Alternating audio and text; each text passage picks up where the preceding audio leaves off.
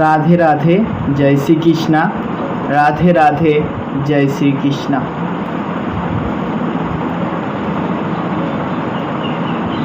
আমি বললাম আমি ব্যর্থ। কৃষ্ণ বলেন বিশ্বাসীরা সফল হয়।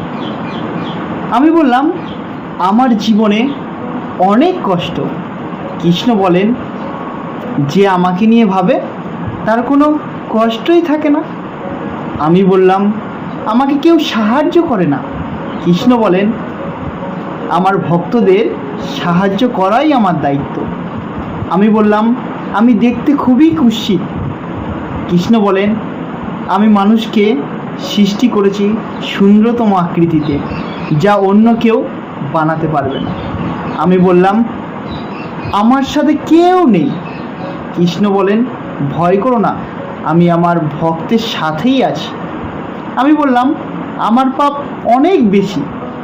কৃষ্ণ বলেন যে প্রতিদিন গীতা পাঠ করে আমি তার সমস্ত পাপ বিনষ্ট করি। আমি বললাম আমি সবসময় অসুস্থ থাকি। কৃষ্ণ বলেন আমি গীতাকে রোগীর নিরাময় হিসাবে পাঠিয়েছি। আমি বললাম এই দুনিয়া আমার ভালো লাগে না। কৃষ্ণ বলেন যারা সাধুসঙ্গ করে তাদের জন্য পরকাল ইহকাল শ্রেয়, কিন্তু সকাম কর্মীর ভালো না লাগারই কথা। আমি বললাম বিজয় অনেক দূর।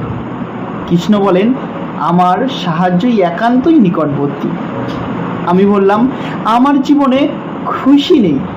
কৃষ্ণ বলেন শীঘ্রই আমি তোমাকে এত দেব যে তুমি খুশি হয়ে যাবে যদি আমাকে এক মনে ডাকো।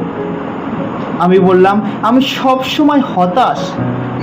কৃষ্ণ বলেন তোমরা নিরাশ হও না এবং দুঃখ করো না, আমি তোমাদের সাথেই আছি, শুধু স্মরণ করো আমায়।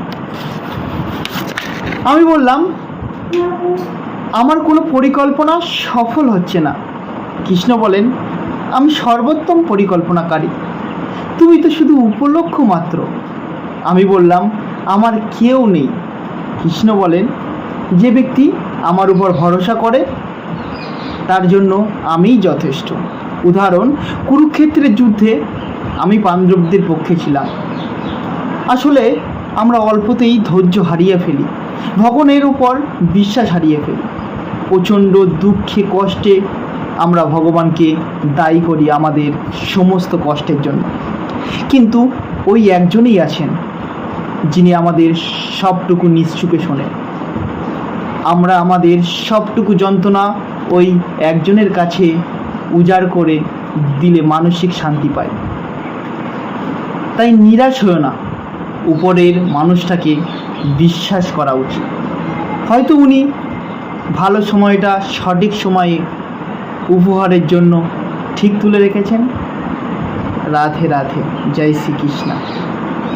হরে কৃষ্ণ কৃষ্ণ কৃষ্ণ হরে হরে, হরে রাম রাম রাম হরে হরে।